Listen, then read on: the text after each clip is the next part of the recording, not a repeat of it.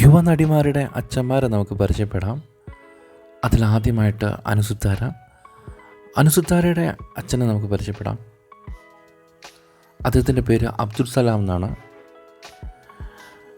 അനുസുത്താര ഒരുപാട് ചിത്രങ്ങളിൽ മലയാളത്തിൽ അഭിനയിച്ചിട്ടുള്ള ഒരു നടിയാണ്. അടുത്തതായിട്ട് ഐശ്വര്യലക്ഷ്മിയുടെ അച്ഛൻ്റെ പേര് ഭാസ്കരൻ എന്നാണ്. ഐശ്വര്യലക്ഷ്മി വളരെ പ്രശസ്തയായ ഒരു മലയാളി നടിയാണ്.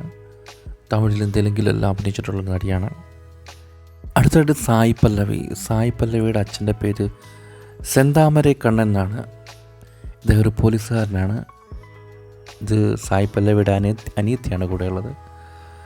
കൃഷ്ണ ഷെട്ടി എന്നാണ് കൃതീഷ് ഷെട്ടിയുടെ അച്ഛൻ്റെ പേര്. മലയാളത്തിൽ ടോവിനോയുടെ നായികയായിട്ട് ഈ കുട്ടി അഭിനയിക്കുന്നുണ്ട്. സാനിയ അയ്യപ്പൻ്റെ അച്ഛൻ്റെ പേര് അയ്യപ്പൻ ശാന്ത എന്നാണ്. ഇപ്പോഴത്തെ സൂപ്പർ താരമായി മാറിയിരിക്കുന്ന അനശ്വര രാജിൻ്റെ അച്ഛൻ്റെ പേര് രാജൻ എന്നാണ്. അനശ്വര രാജൻ ഇപ്പോൾ കത്തി നിൽക്കുന്നൊരു താരമാണ്. മമിത ബൈജുവിൻ്റെ അച്ഛൻ്റെ പേര് ബൈജു എന്നാണ്. ഇത് ഇപ്പോഴത്തെ യുവതാരമാണ്. അടുത്തായിട്ട് രജീഷ വിജയൻ്റെ അച്ഛനാണ്. രജീഷ വിജയൻ്റെ അച്ഛൻ്റെ പേര് വിജയൻ എന്നാണ്.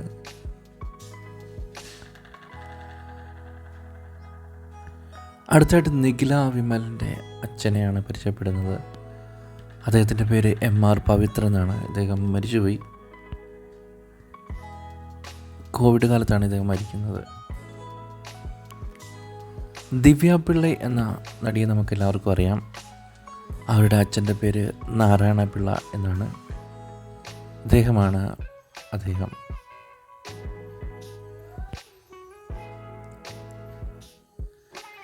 അഹാന കൃഷ്ണയുടെ അച്ഛൻ്റെ പേര് കൃഷ്ണകുമാർ എന്നാണ്.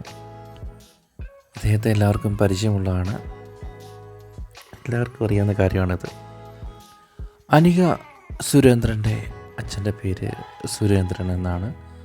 അപ്പോൾ ഈ വീഡിയോ ഇത്രയേ ഉള്ളൂ. വീഡിയോ കണ്ട എല്ലാവർക്കും നന്ദിയുണ്ട്.